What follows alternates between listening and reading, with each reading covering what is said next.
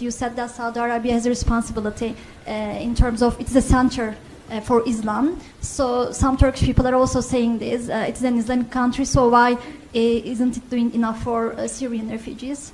So I'd like to ask about this issue. I'd like you to elaborate on Saudi Arabia's refugee policy. Okay. Thanks. Thank you. I'll ask you to take that directly. Yes, thank you. I think we could have done a better job explaining what we've done with Syrian refugees. Saudi Arabia has issued more than 2.5 million visas to Syrian refugees since the crisis began. We put out a statement. Nobody noticed it. 2.5 million came to Saudi Arabia. I think 600,000 or 700,000 still remain in Saudi Arabia. Not one of them lives in a refugee camp. And not one of them lives in a tent.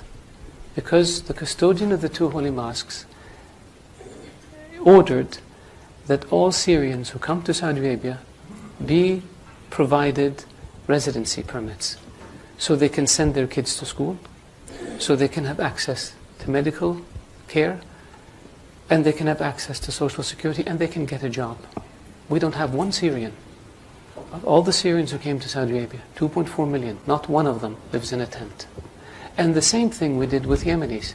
Since the war in Yemen began, almost 1 million Yemenis came to Saudi Arabia as refugees. And the same policy was applied to Yemenis. Not one of them lives in a refugee camp, and not one of them lives in a tent. And we don't brag about it, and we don't put TV cameras in front of them, because that, to us, is what our culture is all about. These people came because their homes were devastated.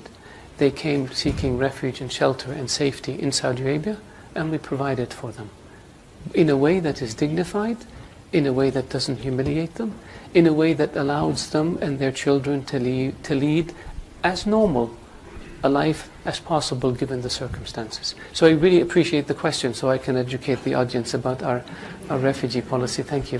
Thank you very